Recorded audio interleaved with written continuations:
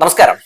UDFന് പിഷാരടിയോ, Sandeep G വീണ്ടും 3Gയോ, BJPക്ക് ഉണ്ണി മുകുന്ദനോ, LDF ആരെ ഇറക്കും? എന്തായാലും പാലക്കാട് ഉപതെരഞ്ഞെടുപ്പിൽ ഇത്തവണ പോരാട്ടം LDFും BJPയും തമ്മിലാകാനാണ് സാധ്യത. എങ്ങനെയെന്നല്ലേ? വാർത്തകൾ വിശദമായി തന്നെ നോക്കാം. ചാനൽ ഒന്ന് സബ്സ്ക്രൈബ് ചെയ്തിട്ടോളൂ. 2006 ഇടതുപക്ഷത്തിന്റെ കൈവശമായിരുന്ന മണ്ഡലം 2011 മുതൽ UDF പിടിച്ചെടുക്കുന്ന കാഴ്ചയാണ് നമുക്ക് പാലക്കാട് കാണാൻ കഴിയുന്നത്. 2011 LDF സ്ഥാനാർത്ഥി NN കൃഷ്ണദാസിനെ പിന്നിലാക്കി ഷാഫി പറമ്പിൽ മണ്ഡലം വലതുപക്ഷത്തിലേക്ക് മറിച്ചു. പിന്നീട് 2024 ഉപതെരഞ്ഞെടുപ്പിൽ വരെ മണ്ഡലത്തിൽ UDFന് അനുകൂലമായ കാറ്റാണ് വീശി നമ്മൾ കണ്ടത്.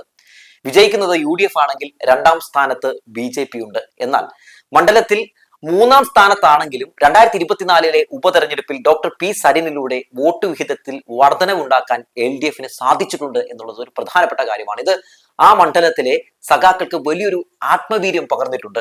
25.6% നിന്ന് 27.16% വോട്ടിംഗ് ശതമാനം LDF വർദ്ധിപ്പിച്ചത്.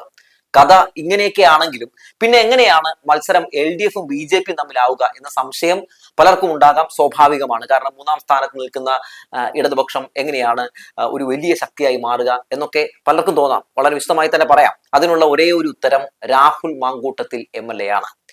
MLA എന്ന നിലയിൽ രാഹുലിന്റെ 1.5 വർഷത്തെ പ്രവർത്തനം മണ്ഡലത്തിലെ വോട്ടർമാർ എങ്ങനെ വിലയിരുത്തുന്നു എന്നത് ഈ 2026 നിയമസഭാ തെരഞ്ഞെടുപ്പിൽ ഒരു പ്രധാനപ്പെട്ട ഒന്ന് തന്നെയാണ്.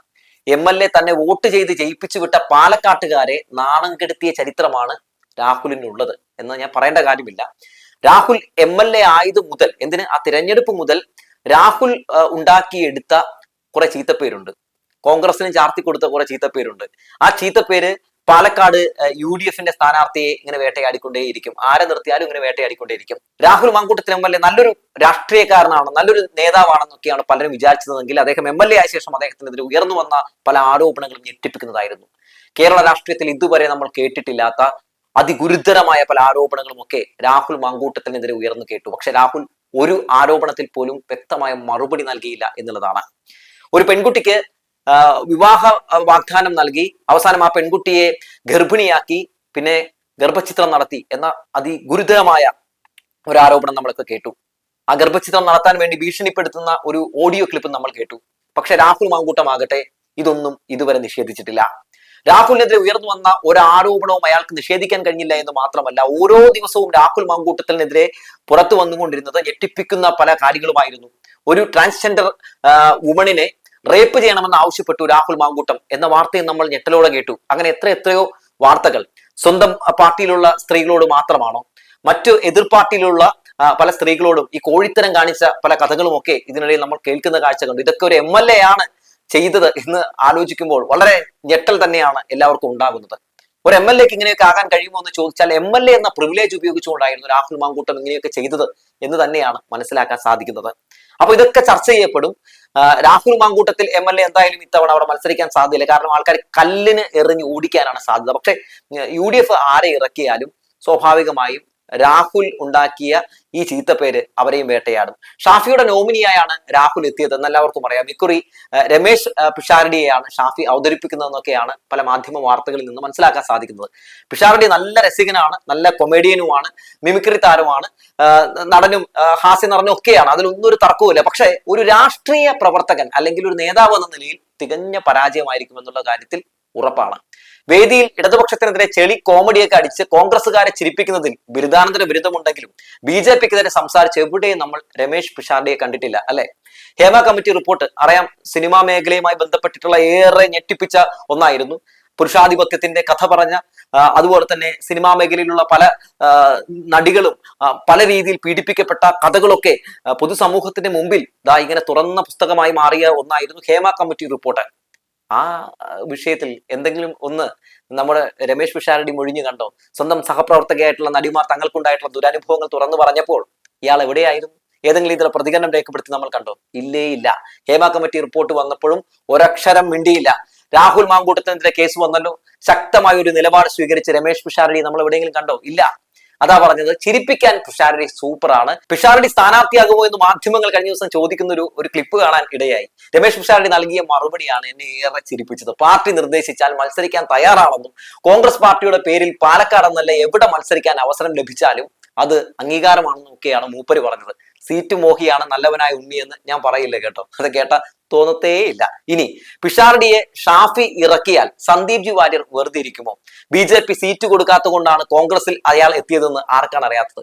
കഴിഞ്ഞ കുറച്ച് നാളുകൾക്ക് മുമ്പ് വരെ പല വർഗീയവാദമൊക്കെ പറഞ്ഞു നടന്ന ഒരു കട്ട സംഘി പെട്ടെന്ന് ഒരു ദിവസം കോൺഗ്രസിൽ വന്നപ്പോ എനിക്ക് പഴയതിനെ കുറിച്ചൊന്നും ഒരു ഓർമ്മയില്ല, ഞാനിപ്പോ സംഘപരിവാറിനെതിരെ സംസാരിക്കുന്ന ഒരു കിടിലൻ ഐറ്റമാണ് എന്ന രീതിയിലൊക്കെയാണ് അവതരിച്ചത്. പക്ഷേ നമ്മുടെ സന്ദീപ് ജി വാര്യർ അല്ലേ? അപ്പോ സന്ദീപ് ജി വാര്യറിന് സീറ്റ് കിട്ടിയില്ലെങ്കിൽ സന്ദീപ് ജി വാര്യർ എന്തൊക്കെ കാണിച്ചു കൂട്ടുമെന്ന് കാത്തിരുന്ന് കാണാം. ഇനിയിപ്പോ ഇവിടെയും സീറ്റില്ല എന്ന് കണ്ടാൽ എവിടെ പോകും നമ്മുടെ സന്ദീപ് ജി വാര്യർ എന്നൊരു ചോദ്യം ഇനി ഉയർന്നു കേൾക്കാൻ സാധ്യതയുണ്ട്. പഴയ ജിയുടെ കുപ്പായം ഇട്ട് പഴയ ശാഖയിലേക്ക് ചെന്നാൽ ഇനിയിപ്പോ അവിടെ സീറ്റ് കിട്ടാനും സാധ്യതയില്ല. കാരണം പാലക്കാട് ഉണ്ണി മുകുന്ദൻ സ്ഥാനാർത്ഥിയാകാനാണ് സാധ്യത, സൂചന എന്നൊക്കെയാണ് ഇപ്പോ കേൾക്കുന്നത്. മോദി ഭക്തനും സിനിമയിലെ സാഗാ സ്റ്റാറുമായ ഉണ്ണിക്ക് പാലക്കാട് സീറ്റ് കൊടുത്താലും ഒട്ടും അതിശയിക്കാനില്ല കേട്ടോ. അറിയാലോ, മാളികപ്പുറം സിനിമയിൽ അയ്യപ്പനായിരുന്നു എന്നൊക്കെ പറഞ്ഞ് വേണമെങ്കിൽ വോട്ടൊക്കെ പിടിക്കാം. ഉണ്ണിയുടെ പഴയ കേസുകൾ ആരെങ്കിലും കുത്തിപ്പൊക്കി കൊണ്ടുവന്നാൽ മസലളിയൻ വെറും അസൽ ചെളിയനായി മാറും. എന്തായാലും അങ്ങനെ ഉണ്ടാകാതിരിക്കട്ടെ അല്ലെ. രാഹുൽ മാങ്കൂട്ട ഫാക്ടർ UDF ആരെ കളത്തിലിറക്കിയാലും 3ാം സ്ഥാനത്തേക്ക് തള്ളിവിടാനാണ് ഇപ്പോഴത്തെ നിലവിലെ സാഹചര്യത്തിൽ തിരഞ്ഞെടുപ്പ് നടന്നാൽ സാധ്യത. ഷാഫി വിരുദ്ധ പക്ഷം വോട്ട് മറിക്കാനും സാധ്യതകൾ ഏറെയാണ്. രാഹുൽ മാങ്കൂട്ടത്തിന്റെ സ്ഥാനാർത്ഥിത്വവുമായി ബന്ധപ്പെട്ടുകൊണ്ട്, അതായത് ഉപതെരഞ്ഞെടുപ്പിന്റെ സമയത്ത് തന്നെ കോൺഗ്രസിനകത്തെ ശക്തരായിട്ടുള്ള AK ഷാനിബ് അടക്കമുള്ള ആളുകളൊക്കെ കോൺഗ്രസ് വിട്ടിട്ടുണ്ട്. കോൺഗ്രസ് വിട്ട് അവർ പോയിട്ടുള്ളത് എങ്ങോട്ടേക്കാണ്? LDFിലേക്കാണ്, CPMിലേക്കാണ്. അങ്ങനെ പോയിട്ടുള്ളപ്പോൾ അവർക്കൊപ്പം വലിയൊരു കൂട്ടം തന്നെ ഈ പറയുന്ന സംഘപരിവാറിനെതിരെ പോരാടാൻ കഴിവുള്ള LDFന് ഒപ്പം ചേർന്നിട്ടുണ്ട്. അപ്പൊ അതൊക്കെ ആർക്ക് അനുകൂലമായി മാറും, അല്ലെങ്കിൽ ആർക്ക് പ്രതികൂലമായി മാറുമെന്ന് ചോദിച്ചാൽ ആ വോട്ടുകളൊക്കെ LDFന് അനുകൂലമായി മാറും എന്നതാണ് പറയാനുള്ളത്. ഇനി 2006-ൽ 42.94% വോട്ടുണ്ടായിരുന്ന LDF 2024-ലെ ഉപതെരഞ്ഞെടുപ്പിൽ നില മെച്ചപ്പെടുത്തിയത് മികച്ച സ്ഥാനാർത്ഥിയെ അവതരിപ്പിച്ചതുകൊണ്ട് മാത്രമാണ്. എല്ലാ വിഭാഗത്തിന്റെയും വോട്ട് ശേഖരിക്കാൻ കഴിയുന്ന ജനകീയനായ ഒരു മുഖത്തെ പാലക്കാട് LDF കളത്തിലിറക്കിയാൽ മണ്ഡലം തിരികെ പിടിക്കുമെന്നുള്ള കാര്യത്തിൽ യാതൊരു സംശയവുമില്ല. തദ്ദേശ തെരഞ്ഞെടുപ്പ് ഫലം കണ്ടാണ് UDFും LDFും ഒക്കെ നിയമസഭയെ സമീപിക്കുന്നത്. എന്നാൽ തദ്ദേശ രാഷ്ട്രീയമല്ല നിയമസഭാ രാഷ്ട്രീയമെന്ന് എന്തായാലും കാത്തിരുന്ന് നമുക്ക് കാണാം എന്നാണ് പറയാനുള്ളത്. മാത്രവുമല്ല, ഈ നമ്മൾ ഡോക്ടർ സരിന്റെ സ്ഥാനാർത്ഥിത്വവുമായി ബന്ധപ്പെട്ടുകൊണ്ട് മനസ്സിലാക്കുന്ന ചില കാര്യങ്ങളുണ്ട്. അതായത് കോൺഗ്രസിനകത്തുള്ള ഒരു വലിയ വിഭാഗം ആളുകളുടെ വോട്ട് എന്തായാലും സരിന് ലഭിച്ചിട്ടുണ്ട് എന്നത് മാത്രമല്ല, സരിൻ പാർട്ടി ചിഹ്നത്തിലല്ല 2024-ലെ ഉപതെരഞ്ഞെടുപ്പിൽ മത്സരിക്കുന്നത് എന്നൊരു പ്രധാനപ്പെട്ട കാര്യമാണ്. എന്നിട്ട് പോലും അവിടെ LDFന്റെ വോട്ട് ഷെയർ വർദ്ധിപ്പിക്കാൻ കഴിഞ്ഞു സരിന് എന്നുള്ളതാണ്. സരിനെതിരെ പല രീതിയിലുള്ള ആക്രമണങ്ങൾ നടത്തി, അവസരവാദിയാണ്, സീറ്റ് മോഹിയാണ്, അതുകൊണ്ടാണ് പോയതെന്നൊക്കെ പറഞ്ഞ് പല രീതിയിൽ ആക്രമണങ്ങൾ കോൺഗ്രസ് നടത്തിയിട്ടും അയാൾക്ക് LDFന്റെ വോട്ട് ഷെയർ വർദ്ധിപ്പിക്കാൻ കഴിഞ്ഞു എന്നുള്ളതാണ്. അപ്പോൾ പാർട്ടി ചിഹ്നത്തിൽ മത്സരിച്ചിരുന്നുവെങ്കിൽ എന്താകുമായിരുന്നു എന്ന് പലപ്പോഴും അന്നും തോന്നിയിട്ടുണ്ട്, ഇപ്പോഴും അത് തോന്നുന്നുണ്ട്. അതുകൊണ്ട് തന്നെ ഇത്തവണ പാർട്ടി ചിഹ്നത്തിൽ ഒരു സ്ഥാനാർത്ഥിയെ നിർത്തിക്കഴിഞ്ഞാൽ തീർച്ചയായും ആ വോട്ട് ഷെയർ വർദ്ധിച്ച് ചിലപ്പോൾ ഒരുപക്ഷെ ആ സീറ്റ് ഇടതുപക്ഷത്തിന് UDFന്റെ കയ്യിൽ നിന്ന് പിടിച്ചെടുക്കാൻ കഴിയും എന്നാണ് ഞാൻ പ്രതീക്ഷിക്കുന്നത്. നല്ലൊരു സ്ഥാനാർത്ഥിയെ, എല്ലാവരെയും ക്യാൻവാസ് ചെയ്യാൻ കഴിയുന്ന ജനകീയനായ ഒരു സ്ഥാനാർത്ഥിയെ കളത്തിലിറക്കണം. LDFനെ സംബന്ധിച്ച് ഒരു പ്രധാനപ്പെട്ട ഒരു കാര്യം എന്ന് പറയുന്നത്, ഒരു സ്ഥാനാർത്ഥിയെ നിശ്ചയിച്ചു കഴിഞ്ഞിട്ടുണ്ടെങ്കിൽ ആരും പിന്നിൽ നിന്ന് കുത്തില്ല, എല്ലാവരും ഒറ്റക്കെട്ടായി പിന്നെ ആ പാർട്ടി സംവിധാനം ചലിക്കുന്ന കാഴ്ചയാണ് നമ്മൾ കണ്ടിട്ടുള്ളത്.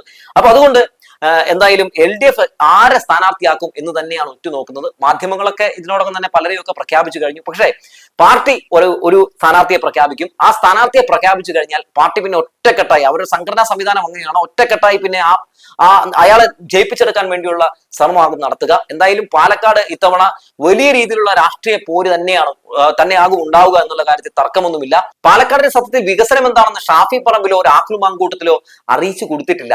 അതുകൊണ്ട് ഇത്തവണ ആ നാട്ടിലെ ജനങ്ങൾ മാറി ചിന്തിക്കും എന്ന് തന്നെയാണ് ഞാൻ പ്രതീക്ഷിക്കുന്നത്. അങ്ങനെ മാറി ചിന്തിക്കുമ്പോൾ സ്വാഭാവികമായും അത് ഇടതുപക്ഷത്തിന് അനുകൂലമായ ഒരു കാറ്റായി മാറാനാണ് സാധ്യത. കാരണം ഇടതുപക്ഷ MLA മാർ ഭരിക്കുന്ന ഓരോ മണ്ഡലങ്ങളിലും നടപ്പിലാക്കുന്ന വികസനങ്ങൾ നമ്മുടെ കൺമുമ്പിലുണ്ട്. ഒപ്പം എന്തെങ്കിലും ഒരു ഉറപ്പ് നൽകിയാൽ ആ ഉറപ്പൊക്കെ പാലിക്കുന്ന ഒരു സർക്കാരാണ് ഈ സർക്കാർ എന്നറിയാം. അതുകൊണ്ടൊക്കെ തന്നെ എന്തായാലും പാലക്കാട് ജനങ്ങൾ ഇക്കുറി മാറി ചിന്തിക്കും. പാലക്കാട് ഇത്തവണ ചുവന്ന് തുടിക്കാനുള്ള സാധ്യതയാണ് കാണുന്നതെന്ന് പറഞ്ഞു വെച്ചുകൊണ്ട് നിർത്തട്ടെ.